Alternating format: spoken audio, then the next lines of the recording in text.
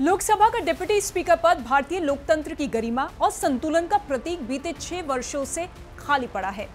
ये पहला मौका है जब देश की सबसे बड़ी लोकतांत्रिक संस्था में यह संवैधानिक पद लगातार 2 लोकसभा कार्यकालों से रिक्त है। विपक्ष लगातार इसे मुद्दा बनाकर सरकार पर हमलावर रहा है। इस बीच कांग्रेस अध्यक्ष मल्लिकार्जुन खड़गे ने इस मुद्दे को फिर से उठाया और प्रधानमंत्री नरेंद्र मोदी को पत्र लिखा, जिसमें उन्होंने इसे गंभीर संवैधानिक चूक करार दिया है। खड़गे ने पत्र में लिखा कि प्रिय प्रधानमंत्री, मैं आपका ध्यान एक गंभीर मुद्दे की ओर दिलाना चाहता हूं। ये लोकसभा में डिप्टी स्पीकर के पद के खाली रहने से संबंधित है। भारतीय संविधान के अनुच्छेद 93 के अनुसार लोकसभा को स्पीकर और डिप्टी स्पीकर के रूप में 2 सदस्यों को चुनना चाहिए।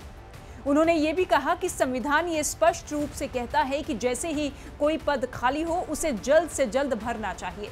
परंपरा ये रही है कि तीसरे सत्र में डिप्टी स्पीकर का चुनाव होता है और ये पद सामान्य तौर पर विपक्ष के पास रहा है। अब सवाल उठ रहा है कि बार-बार विपक्ष की तरफ से ये चुनाव कराए जाने को लेकर मांग क्यों की जा रही है। हालांकि सरकार इसे लगातार अनसुना कर रही है। इसी के साथ सवाल ये भी खड़े हो रहे हैं कि क्या सरकार जानबूझकर संविधान की उपेक्षा कर रही है। आखिर क्यों इतने महत्वपूर्ण पद को नजरअंदाज किया जा रहा है। सबसे पहले आपको बताते हैं कि विपक्ष के आरोप क्या है। देखिए, विपक्ष का सीधे तौर पर कहना है कि लोकसभा में डिप्टी स्पीकर का पद पिछले 2 लोकसभाओं से खाली है, जो स्वतंत्र भारत के इतिहास में पहली बार हुआ है। खड़गे ने इसे संवैधानिक उल्लंघन और परंपराओं की अवहेलना बताया है।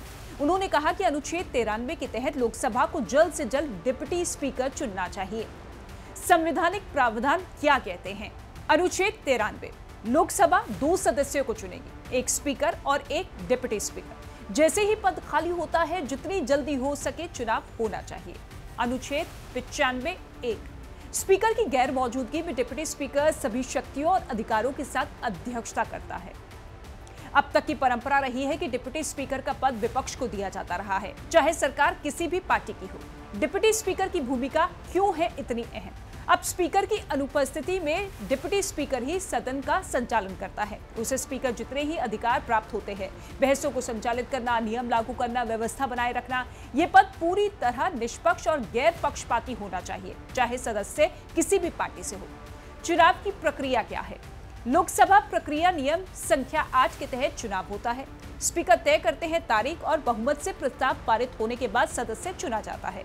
आमतौर पर पहले या दूसरे सत्र में यह चुनाव कर लिया जाता है। इतिहास क्या कहता है?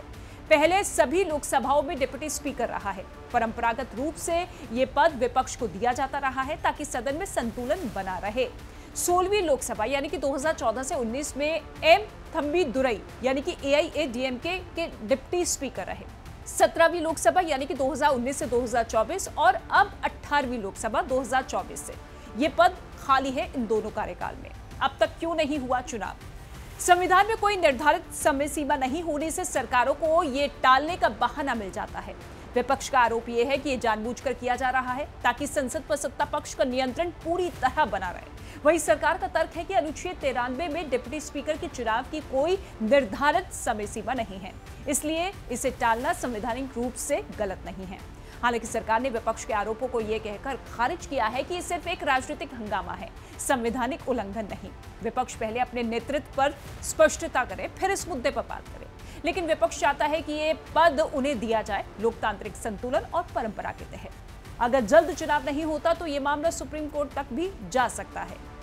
देखिए, डिप्टी स्पीकर का खाली पद केवल एक संवैधानिक चूक नहीं है, बल्कि भारत के लोकतंत्र में असंतुलन का संकेत बनता जा रहा है।